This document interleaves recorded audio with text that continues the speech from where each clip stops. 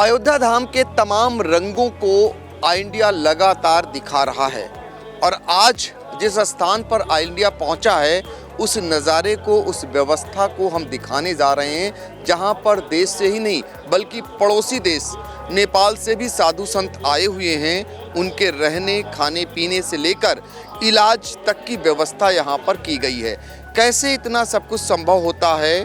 और कहते हैं ना, जिसमें शक्ति होती है प्रभु श्री राम की, तो सारे काज जो है संभव हो जाते हैं। हमारे साथ मौजूद हैं, हम जानने का प्रयास करेंगे इस पूरे जो यहाँ की व्यवस्था की गई है उसके बारे में। सर, पहले तो परिचय। सोहन सोलंकी, पश्चिमी उत्तर प्रदेश और उत्तराखंड क्षेत्र का विश्व हिंदू परिषद का संगठन मंत्री। अब मेरा सवाल ये है कि आपने एक अलग नगरी बसा दी है अयोध्या में।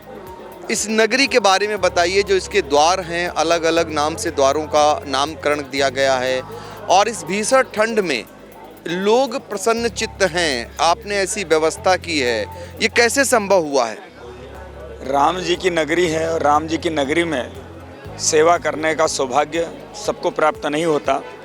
यहाँ जो कार्यकर्ता पिछले 2-3 महीनों से सेवा कर रहे हैं, इस पूरी तैयारी में लगे हैं, वे सब इस भाव से काम कर रहे हैं जैसे 14 वर्षों के पश्चात राम जी अयोध्या में जब लौटे थे, तो ये तो 500 वर्षों के बाद लौटे हैं। तो इसलिए आज पूरा राष्ट्र राममय है और राम राष्ट्रमय है। राम और राष्ट्र का एकाकार हो गया है। हर व्यक्ति अपने तरीके से अपने प्रभु की भक्ति करना चाहता है, जिसके पास जो है वो करना चाहता है। यहाँ पर इस पूरा तीर्थ क्षेत्रपुरम में 6 नगर बसाए गए हैं। जिन संतों ने इस राम जन्मभूमि के आंदोलन में अपनी महत्वपूर्ण भूमिका निभाई और स्वर्गवासी हो गए हैं, उन पूज्य संतों के नाम पे पूज्य अभिराम दास जी महाराज, पूज्य वेदनाथ जी महाराज, पूज्य वामदेव जी महाराज और ऐसे संतों के नाम पर हमारे जो माननीय अशोक जी सिंगल हुए हैं उनके नाम पर परिसर, ऐसे हमारे संतों के नाम पर हमने यहाँ 6 नगर बसाए हैं। इन नगरों में 1200 ऐसे कमरे हैं जो हमने सारी व्यवस्थाओं से पूर्ण की हैं, जो आवश्यकताएं ज़रूरत है। तो पूज्य संतों का यहाँ पर 6 भोजनशालाएं हैं। दक्षिण भारत के पूज्य संत जो आए हैं उनके लिए दक्षिण भारत में अलग प्रकार के भोजन की है, तो हमने वो भी व्यवस्था की है। पंजाब से भी व्यवस्था की है भोजन भंडारे की, राजस्थान से भी है। तो इस प्रकार हर एक की व्यवस्था का ध्यान रखा गया है। प्रातः 5 बजे से गर्म पानी स्नान के लिए उपलब्ध रहता है। पानी के साथ में 5 बजे से चाय, गर्म पानी पीने का, ये भी 24 घंटे उपलब्ध है। तो हमने पूरी व्यवस्था की है। ठंड के दिनों में किसी प्रकार का कष्ट न हो। पूज्य संतों का आशीर्वाद है, राम जी की कृपा है और सारे कार्यकर्ताओं का समर्पण भाव है, जिसके कारण ये सब संभव हो सका है। एक चीज़ और देखने को मिल रही है, जब जीवन है तो कहीं ना कहीं बीमारी भी आ जाती है और चिकित्सालय, उनके चिकित्सा का भी प्रबंध किया गया है। अलग अलग मैं देख रहा हूँ, चिकित्सालय है, बेड है, ये सारा इंतज़ाम है। जी, यहाँ पर 3 चिकित्सालय हैं बड़े। उसमें एक एलोपैथी चिकित्सालय है, दूसरा आयुर्वेदिक चिकित्सालय है और तीसरा एयरफोर्स ने अपना चिकित्सालय स्थापित किया है। तो ये तीनों चिकित्सालय हैं। इसके अलावा जो 6 नगर हैं, उन 6 नगरों में अलग अलग हमने जांच केंद्र भी नियुक्त की है, तैयारी की है, ताकि तत्काल कोई व्यवस्था ज़रूरत पड़े तो प्राथमिक चिकित्सा की वहीं पर व्यवस्था हो जाए। तो सारे कार्यालय हमने बनाए 6 नगरों में। वहाँ की पूरी टीम हमारी है जो वहाँ पर सेवा के लिए लगी है। तो इस प्रकार किसी वैसे अभी तक कोई ऐसी ज़रूरत नहीं पड़ी। तो भगवान की कृपा है, राम जी की कृपा है, सब अच्छा ही होगा। कल प्रातः अभी हमारी दिनचर्या है। आज पूज्य संतों का आगमन लगभग हो चुका है। करीब 3500 पूज्य संत देश भर के कोने कोने से आ चुके हैं। आपने बताया नेपाल से भी पूज्य संत रात को आए हैं। पशुपतिनाथ जी की नगरी से रात को हमने उनकी आगवानी की। तो इस प्रकार पूज्य संतों का यहाँ पर सब प्रकार आगमन हो गया है। कल प्रातः 8 बजे से हम यहाँ से प्रस्थान करना शुरू करेंगे। 100 बसें हमने लगाई है। ये जो पूज्य संत जिन गाड़ियों से आए हैं ये तो यहीं रहेगी, लेकिन यहाँ पर हमने अलग से 100 गाड़ियों की व्यवस्था की है। पूज्य संत जिनको निमंत्रण पत्र मिला है वे यहाँ से उन गाड़ियों में जाएंगे। उनके शिष्य साथ में आए हैं। यहाँ हमारे कार्यकर्ता जो लगे हैं उनके लिए हमने स्क्रीन लगाई है 3 अलग अलग। तो कल यहाँ पर वे भी जिस प्रकार पूरे देश में लोग देखेंगे, ऐसे ही यहाँ जो रुकेंगे वे सभी यहाँ पर लाइव देखेंगे। हमने सभी जगह पर आरती की, पूजा की व्यवस्था की है, प्रसादी की व्यवस्था की है। तो ये सारा कार्यक्रम जब पूरा होगा वहाँ पर तो लगभग 1-2:30 बजे तक कार्यक्रम चलेगा। उसके बाद में सबके दर्शन होंगे। दर्शन के बाद सब पूज्य संत यहाँ आएंगे। उसके बाद यहाँ पर उनका भोजन होगा। तो इस प्रकार पूरी व्यवस्था हमने की है। तो कल दिन भर इस प्रकार का कार्यक्रम रहने वाला है। देखिए, आपने बहुत महत्वपूर्ण जानकारी दे दी। जो 6 नगर हैं उन जो साधु संत आए हैं उनके लिए अलग से व्यवस्था वाहन की गई है और उनके साथ जो आए हैं वो भी आनंदित हो सकें उस पल के लिए वो स्क्रीन लगाई गई है, लाइव प्रसारण होगा ताकि वहाँ जब रामलला की प्राण प्रतिष्ठा होगी तो वो देख सकेंगे लाइव रूप में। ये तो बात हो गई 6 नगरों की। जैसे अवध क्षेत्र आता है उसमें 88,000 ऋषि मुनियों की तपोभूमि सीतापुर नैमिषारण्य है, वहाँ से 33 साधु संतों को आमंत्रित किया गया। अब बात ये आती है कि इनके लिए दिन फिक्स किए गए हैं, किस दिन ये दर्शन कर सकेंगे। क्या है कि अभी जिनको निमंत्रित किया गया है कल के लिए वो तो आज आ चुके हैं। इसके अलावा पूरे भारत को 44 प्रांतों में बांटा हुआ है। 26 जनवरी से पूरे भारत के लोग यहाँ आना शुरू करेंगे जिनको हमने निमंत्रण दिया है। 26 जनवरी को पहले दिन उत्तराखंड और ब्रज वहाँ से यहाँ आएंगे करीब 7,000। अगले दिन 27 तारीख को मेरठ और जोधपुर से 7,000 आएंगे। ऐसे कुल मिलाकर 14-15 हज़ार लोग अगले दिन हो जाएंगे। तो ये क्रम प्रतिदिन 7,000 लोगों का प्रतिदिन आएंगे और 2 दिन रुकेंगे। इसका मतलब 14 से 15 हज़ार लोग यहाँ पर 18 फरवरी तक रहेंगे। तो जो कार सेवक यहाँ कार सेवा में आए थे 90 की कार सेवा में, 92 की कार सेवा में, वो कल तो नहीं है, कल तो जो बलिदान हुए उनके परिवार वालों को बुलाया, लेकिन जो 90-92 की कार सेवा में आए थे उनको हमने अलग अलग तारीखों में बुलाया है। अच्छा एक बार रोकूंगा, 22 जनवरी को जिन लोगों ने जो बलिदान हुए थे उनके परिवार को आमंत्रित किया है, तो वो कहाँ जाएंगे? वो यहाँ पर दर्शन करेंगे। उनकी व्यवस्था की हमने अलग अलग जगह। यहाँ पर कारसेवकपुरम है, उसके पास में हमने जैसे यहाँ टेंट सिटी आपने देखी, यहाँ पूज्य संतों की व्यवस्था है। तो वहाँ पर मणिराम छावनी में प्राकृतिक चिकित्सालय में मैदान पर हमने एक ऐसे ही नगर बसाया है, तो उनकी व्यवस्था हमने वहाँ पर की है। ऐसे कितने परिवार हैं? ऐसे करीब 3,000 के करीब परिवार हैं जिनको हमने उनके परिजनों को यहाँ पर बुलाया है। तो वो अलग व्यवस्था उनकी हमने की है। और जो गोधरा में भी बलिदान हो गए उनके भी परिवार वालों को हमने बुलाया है। तो इस प्रकार वो सब यहाँ पर रहेंगे। गोधरा यानी गुजरात? गुजरात में जो ट्रेन रोककर जला दी गई थी उनके भी परिजनों को हमने यहाँ पर बुलाया है। तो इस प्रकार जो बाकी कार सेवक बच जाएंगे वो फिर अपनी अपनी प्रांतों की तारीख जो है उसके अनुसार वो यहाँ आएंगे, इसी स्थान पर रहेंगे। ये जो 6 नगर 6 भंडारे ये चलते रहेंगे फरवरी के अंत तक।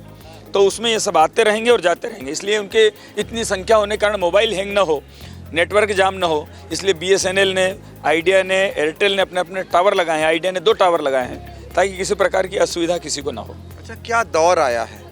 वो 6 दिसंबर 1992 जब श्री राम कहना अपराध था, आज हर के एक की जुबान पर राम राम हो रहा है। तो आपके संघर्ष को फल मिला है कहीं ना कहीं। देखिए 1992 में मैं स्वयं ढांचा तोड़ने आया था यहाँ पर, तब मैं MSc पढ़ रहा था, विद्यार्थी था। आज यहाँ सेवा करने आया हूँ। तो ये तो सौभाग्य है जीवन का। भारत के अंदर सावरकर जी ने पुस्तक लिखी है भारतीय इतिहास के 6 स्वर्णिम पृष्ठ। कल 22 जनवरी 2024 भारत के इतिहास में 7वां स्वर्णिम पृष्ठ जुड़ने वाला है। आने वाली पीढ़ियाँ इस दिन को गौरव के साथ भारत के इतिहास में पढ़ेगी। भारत एक नया भारत, विश्वगुरु भारत जिसको हमने पुस्तकों में पढ़ा, आज दुनिया को मार्गदर्शन करने वाला भारत, कल सूर्योदय उसका होने वाला है।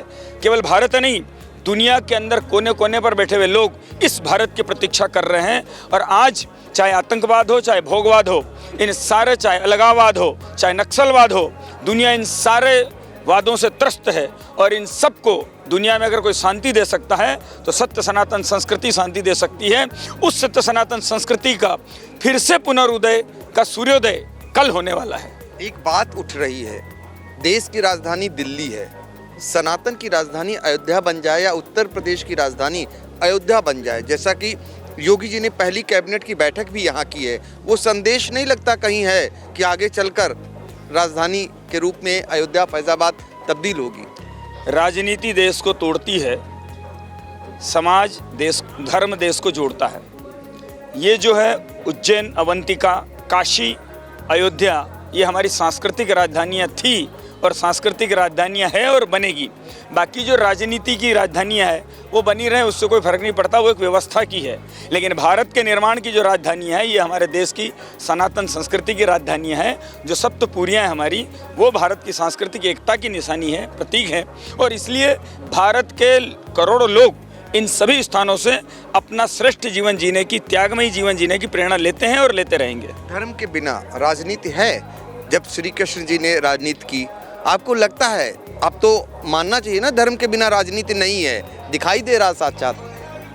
देखिए, राजनीति करने वालों ने अपने जीवन में धर्म के द्वारा बताए गए उपदेश को जीवन में धारण करके राजनीति करेंगे तो वो राजनीति श्रेष्ठता की ओर ले जाती है। जैसे कि अभी चल रही है इस देश के अंदर, उत्तर प्रदेश के अंदर धर्माधारित, राष्ट्र आधारित, देश के हित में जो निर्णय होते हैं उससे देश का विकास होता है। इतने वर्षों से इस देश के इतिहास को गलत पढ़ाया गया। हमारे जो सांस्कृतिक जीवन मूल्य है, हमारे महापुरुषों का इतिहास है, उसको अपमानित किया गया। शिवाजी महाराज को, गुरु गोविंद सिंह जी को, महाराणा प्रताप को, हमारे असंख्य बलिदानियों को अपमानित किया गया। इससे देश का निर्माण नहीं होता। कोई भी देश अपने पूर्वजों के पराक्रम को भूलकर कभी आगे नहीं बढ़ सकता। आज जो नई शिक्षा नीति आई है और इसमें भारत के इतिहास का गौरवशाली पन्ने जुड़े हैं, जो हमारी आने वाली पीढ़ियां इसको पढ़कर देश के लिए जीवन जीने की प्रेरणा लेगी। हर व्यक्ति से भारत बनता है, किसी एक नेता से भारत नहीं बनता। भारत का बच्चा बच्चा भारत को बनाएगा। आखिरी सवाल सर, जब सारे लोग उस पल का इंतजार कर रहे हैं, अब कुछ ही घड़ी बची है, वो तो जानना चाह रहे हैं लोग, उमंग से, जोश से, युवा वर्ग वो है। आप तो प्रत्यक्षदर्शी हैं या आंदोलन के अगुवाकार हैं। जब वो आंदोलन हुआ था, क्या हुआ था वो कुछ मिनट, वो पल जब कुछ हुआ था, तो उसके बाद कैसा लगा था? देखिए, हम तो कार सेवा करने आए थे। हमें कहा था कि सरयू मैया में जाना है, स्नान करना है और रेत लाकर यहाँ पर प्रतीकात्मक कार सेवा करनी है। तो हम तो उस हिसाब से आए, लेकिन जब देखा कि मंच पे संदेश चल रहा था कि हमको प्रतीकात्मक कार सेवा करनी है, लेकिन देखा सामने ढांचा था, कुछ उत्साही कुछ युवक चढ़े और दौड़े। अब उनको संदेश दिया रोको रोको, लेकिन तब तक जनता थी, भीड़ थी, और ये तो हिंदू समाज की शक्ति का प्रकटीकरण था। जो भारत माता के माथे पर बाबरी नाम का कलंक था, उसको कुछ ही क्षणों में ध्वस्त कर दिया। बाद में मलबा हटाने का काम चलता रहा, तो उसमें सभी लोग सहभागी हुए। आज भी कईयों के यहाँ पर वो ढांचे की ईंटें रखी होगी, जिन्होंने कहीं और कुछ रखी होगी, जो यहाँ से ले गए थे। तो इसलिए वो तो भारत का गौरवशाली, अगर ढांचा टूटा ना होता तो मंदिर ना बनता, और इसलिए ढांचा टूटा तभी तो मंदिर बना।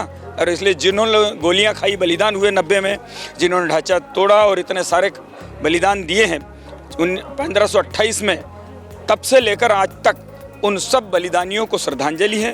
भारत का पूरा बच्चा बच्चा आज उनके चरणों में अपना नमन करता है, उनको श्रद्धान्वित करता है, अश्रुपूर्वक श्रद्धांजलि अर्पित करता है कि उनके बलिदानों के कारण आज राम मंदिर का ये भव्य कलश चढ़ रहा है। बिल्कुल। तो विश्व हिंदू परिषद का एक ये रूप, जब आपने वो रूप देखा था और ये रूप आज साधु संतों की सेवा भाव वाला रूप, 6 ऐसे नगर जहां पर किस तरीके से राम मंदिर आंदोलन के अगुवाकारों का सेवा सत्कार हो रहा है, और साथ में कैसे नगर बसा है उसके बारे में बताया, कब इनकी यात्रा होगी, बहुत सारी बातों को साझा किया।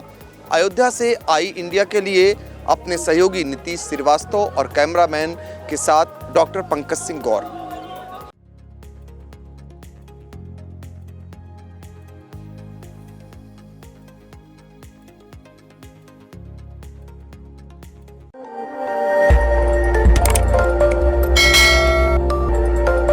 खबर आपकी, नजर हमारी। देखते रहिए आई इंडिया।